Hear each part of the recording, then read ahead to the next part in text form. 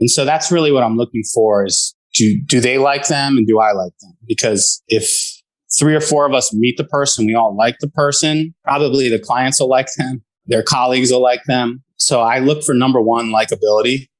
And number 2, I look for intelligence. It's the kind of industry where you have to choose between experience and intelligence. To me, that's an easy decision. I'd always take smarts. It's like in sports, they say you can't teach size or speed or whatever. You can't teach someone how to be smart. And so if you get someone who is likable and smart, they can gain experience. This is your daily real estate syndication show. I'm your host, Sam Rust. Joining us today is Michael Feldman, who is the co-founder and CEO of Choice New York Companies, which provides an array of third-party real estate services such as property management, building staffing, and residential brokerage on medium to large-scale buildings in New York City, real estate capital of the world. Michael focuses his day-to-day activities on business acquisitions, brand awareness, staff recruitment, talent retention, and client advisory engagements. Prior to co-founding Choice New York Management, he was a managing director at AFC Capital, a boutique commercial real estate investment bank. Michael, thanks for taking time. Welcome to the show. Thanks, Sam. Let's go. So I'm curious, Michael, a lot of folks get into real estate through different paths, but as I was expanding on your bio, you started in commercial lending or just in lending in general, and then moved to property management. Property management is known, at least in a lot of the multifamily circles that I'm in, is a very labor intensive business that maybe doesn't provide the same return as being a principal. I'm curious why you made that shift. That's not a traditional shift that I see in someone's career path. Yeah. Well, I actually, after college, lived in Los Angeles for a few years, and I was in the movie business behind the camera, doing location scout, location managing on major films, mostly for Sony. And that's a lot of logistics. It's what I would term high volume task management. And to me, if you look across the array of various services out there on the real estate side of things, brokerage, mortgage brokerage, development, sales, certainly you're right. Property management is the least sexy. But when I was out in the movie business, I got the chance to at least meet and get to know. I got to meet probably half the A-list stars and got to be friendly with a few of them. And the wealthiest person I ever met by far out there was in the parking lot business because you needed them to rent the spots. And this guy dressed like a total schlub, as we would say here in Yiddish in New York, and was worth about $4 billion.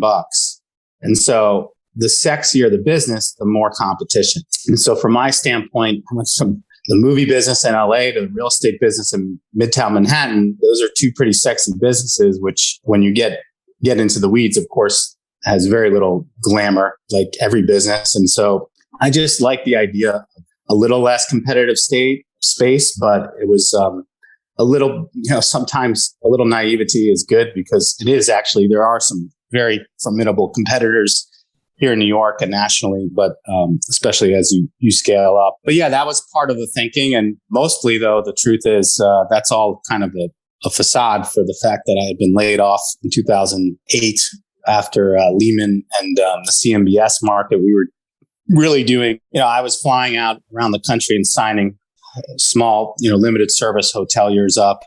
And they thought we were in New York and we'd sign them up and then just forward emails from Midtown to Wall Street. And that worked great until it kind of imploded. So I found myself sort of at the epicenter of the CMBS Great Recession of 2009 and was a young guy getting married and stuff. And so I figured I better do something else.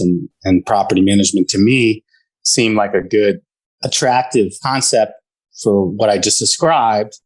And yeah, I guess it worked out. I was wondering about that because you started your company in 2009, spring of 2009. Necessity is the mother of invention. You're trying to figure out how to provide for your family. What was that like starting a property management company, right after Lehman Brothers in New York City? And what was the growth trajectory? Obviously, the business is pretty substantial today, but we're 13 years later.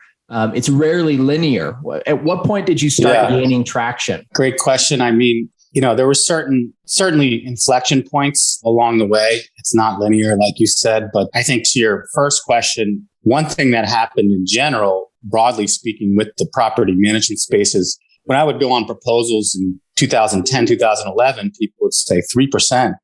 3%, obviously the numbers are a little bit bigger here. So why would I pay 3%? Just all you do is deposit the bills. You deposit the checks, pay the bills, and answer a few calls from tenants. There's nothing to it. Now you never hear anyone say that because it's gotten so much more complex, so much more financially oriented. The expectations of the consumer are higher than ever, as they should be. And hearkening back kind of to the early years of the industry of property management, sort of was born in the 1960s with third party. It's really, it used to be the proverbial, fat guy with some ketchup and mustard on his white t-shirt living in his mother's basement with a mop. And it's continued to, from those early beginnings, to just become a more and more professional industry. And, technology's certainly been a major enabler of that. But yeah, in terms of the growth of our business, it was really tough early, really tough. That's the short version. I guess I could expand, but really tough, but just kind of stuck with it. And a lot of times I think people quit too soon, whether it's, personal or professional. We just persevered, and ups and downs. And sometimes you go 2 feet forward. Some days you go a step back. It was painful because I wouldn't necessarily endorse doing it the way we did it, where most people come from a large property management company. They have technical knowledge. I didn't even know how to bake the cake. And so, that was hard. But the positive on that is that you learn how to do everything yourself. So every job here I've done, and there's a certain kind of inner calm that comes from knowing you didn't take any shortcuts and you kind of took the long way, but there's a comfort in that.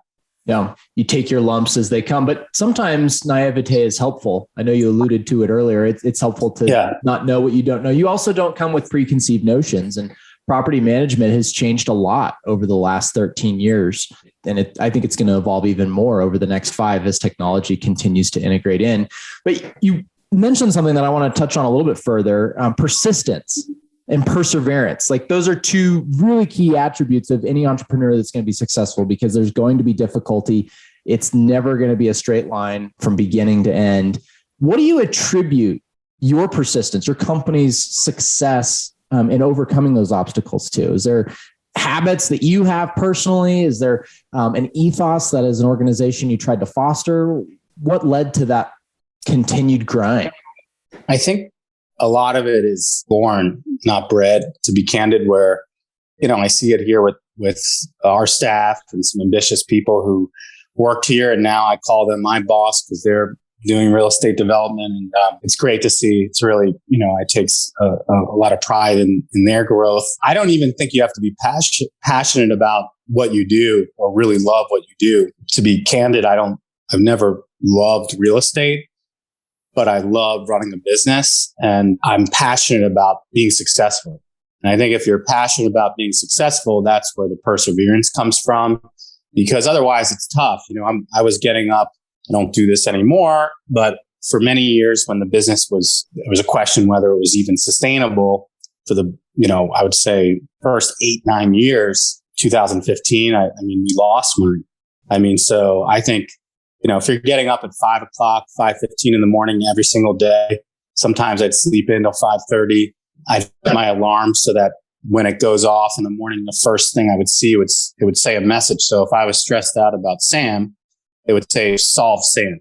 And so, whatever the biggest problem was, swallow the frog, whatever the proverbial phrase you want to apply. I just always just tried to attack the problems and start with the biggest problem. And I would think about my competition and what they were doing. And if they were up earlier than me, those are the kinds of ruminations that help compel you I trained my bladder to not have to use the restroom for 12 hours straight. My wife would cut my food for breakfast, lunch, and dinner. She'd pack breakfast, lunch, and dinner and cut my food so I wouldn't have to spend time cutting it.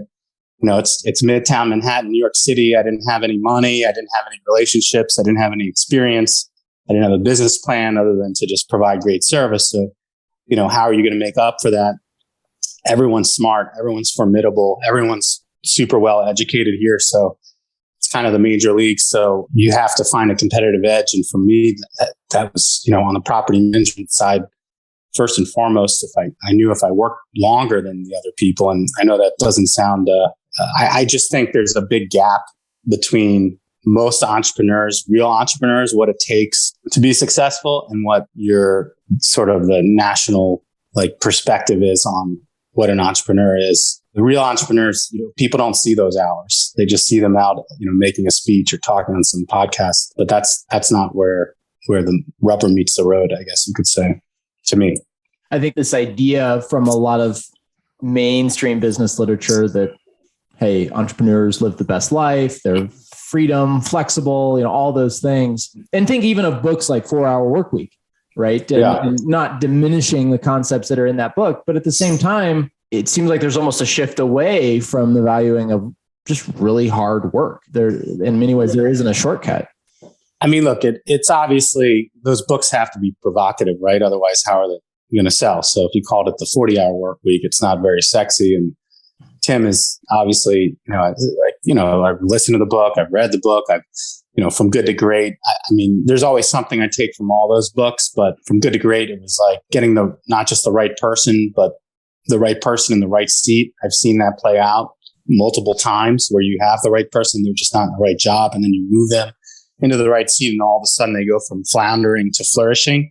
4-Hour Workweek. I mean, he was talking, his business was a software business, that's good for him. I mean, I'd love to have a software business, but that just wasn't where I ended up. But, the property management business is a time intensive business in general. And you throw it in, New York, real estate, third party, a lot of smaller buildings to start, a growth company during a bad economy, doing multifamily. That's quite a cocktail for a lot of hours. You mentioned that you've had multiple experiences with an employee that was in the wrong seat. You move them and they go from floundering to flourishing. Do you have a story that you could share that dives into that a little bit? I mean, I remember this woman, Nicole. She ended up going and working for one of our clients for many years, which worked out nicely for both parties. But she was struggling. And then all of a sudden, within a very short period of time, 2 or 3 weeks, I was like, she seemed like a different person. We had moved her, laterally. And, you also hear the same thing. People say, oh, Nicole can solve that problem. And that's something I always tell that particularly people, can't say young people, but people earlier on in their career, is you don't have to worry about getting the credit, the recognition. If you put your head down and focus on that, what'll happen invariably is the following. First, you'll know you're kicking butt because who's going to know quicker than you will? Then people you work with closely will start noticing. But sooner or later, the cream always rises to the top. It may not be on your timeline if you're an ambitious young buck or doe, so to speak, but it will happen. When I was in the movie business, you'd meet people, they would say, I just need one break. I've been acting for 20 years and I can't catch a break. And then I'd see them audition and be like, oh gosh, they're just total dearth of talent. The reason they can't catch a break is because they're not good. And then you'd meet someone and, they'd be humble and they would have just gotten off the boat, so to speak. And I turn on the TV now and I see them on TV or I see them on Netflix. And it's because they were really good. And so, Hollywood, it's not a matter of luck. It really isn't to me. I mean, it sounds nice. A lot of people in similar positions to maybe you or me or very successful people will say it's luck. That's like a humble brag. It's an easy way to kind of, people don't want to share their secrets of how they got so successful. So it's not luck that the people on TV are the people you're seeing. It's not chance. They're the most talented people, and the Hollywood is very good at finding that talent. And so it's the same thing, and that's an industry that's known for the opposite, right? That there's this like, oh, it's so hard. You have to know someone. It really isn't. If you look at most of the A-list stars, they didn't know people. I mean, some of them did, but some of them didn't. So, that's the ultimate industry of saying, oh, well, it's luck. And I'm saying it's not luck in that industry where I was in. And so it's certainly not luck in property management or real estate, whether you make it or not. If you think it is, that's just an easy excuse for your really poor lack of success. Yeah. Yeah. Yeah. It's not luck. So part of building an organization like yours is identifying that talent. And that's one of your main roles at your company is building out teams. And really property management is about the people. So what are some things that you've found through your career, through building this business that were helpful in identifying talent, acquiring talent, retaining talent? Yeah, well, I mean, you said it. I mean, I was just at Brookfield's office, big, huge, one of the biggest institutional real estate companies in the world, right? And this guy in a suit, probably a $3,000 suit, asked me, summarize your service in one word. It's the easiest possible question because I just said people. It might sound cheesy. It might sound cliche. The numbers back it up. 87 cents of every dollar we spend is on people, payroll and, employer burden. 68 cents of every dollar we make is on employee burden. I just told your whole listenership, my profit margin. But yeah, I mean, I spend a half a day, almost at least 2 or 3 hours every single week interviewing people. And I do that regardless of whether we're looking to hire someone or not. I think it's the single most important thing I do. When you're talking about, I first bifurcate a hustle and a business, right? You're a real estate agent and everyone needs to hustle. So, semantics notwithstanding, but you're a real estate agent. You need to make the phone ring. And you wake up and you don't know where your next commission's coming from. That's a hustle. When you're a real estate agent and you've got so many deals in the hopper, some will close, some might fall through, but that's a business where you're not waking up saying, how am I going to make money? You're waking up saying, how much money am I going to make? So for me, I always tried to look at it that way, even when it was hard, when it didn't exist. And so, it really became the kind of thing where I got a call yesterday morning and the developer called and she said, I heard you guys are the best for these 421A tax abatement, new construction, multifamily rentals. And I said, where'd you get our name from? And she said, multiple people. So my marketing cost was zero. My sales cost was zero. My PR was zero. It was a service. And so if you have great people, I mean, look, systems and processes, software's all important. I'm not saying it's not. It is important, but ultimately, especially on, I think, any business, but any professional service business, whether you're doing, asset management or construction management or plumbing company or mortgage brokerage or whatever side of the world you are in real estate, it really does come down to the people. And so, we try to hire the best people. Obviously, the biggest component of that is the pay, is the compensation. I don't know why people spend so much time talking about other things. That stuff does matter, but they kind of gloss over the most important part, which is the comp. And then, the culture definitely, I think, matters more from a retention standpoint than a recruitment standpoint.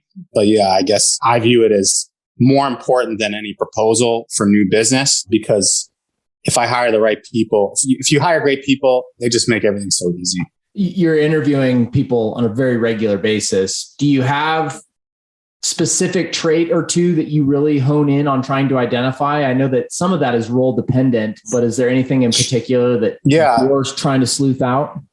So we have in-house recruiters, 2 of them. They happen to be very, very nice people to meet presentation wise. And their job is really just to ask very generic questions. And the only thing I asked them to do, I said, just Google generic interview questions and just, if you like them, put them to the second round. If you don't like them, don't. And so that's really what I'm looking for is, do they like them and do I like them? Because if 3 or 4 of us meet the person, we all like the person, probably the clients will like them, their colleagues will like them. So I look for number 1, likability. And number 2, I look for intelligence. It's the kind of industry where you have to choose between experience and intelligence. And obviously certainly there's a value to experience. I don't want to say we're not looking to hire very experienced people either, but often the budget provides that we have to choose between intelligence and experience. And to me, that's an easy decision. I'd always take smarts. It's like in sports, they say you can't teach size or speed or whatever. You can't teach someone how to be smart. And so if you get someone who is likable and smart, they can gain experience. I'm curious, at what point did you bring on an in-house recruiter? What headcount were you guys at? I think it was when we spent about $200,000 on outsourced recruiters. So I don't know, it was a headcount. It started making financial sense. Yeah. But relatively recently, within the last few years, but we found it effective because it just saves, the interviewing it is time consuming. So it does sort of streamline it for us, and it's cost effective to have them in house. And yeah, I think we probably were around 200 people when we did that. Okay. Yeah. Now we're around 300, I think. You can spend a boatload of money on recruiters. We've been talking to a couple and getting proposals, and it doesn't take long before you can pay somebody a very healthy salary to go out and find talent for you. Yeah. I mean, there's pros and cons without saying anything uncouth about our staff, who I adore. But, an outsourced recruiter can be very effective too for certain types of engagements. Certainly. Well, Michael, as we're getting ready to wrap up, what's the number one thing that's contributed to your success? It may be something we've already touched on, but just curious, if you were to distill it down. I think just looking in the mirror and wanting to be successful really badly.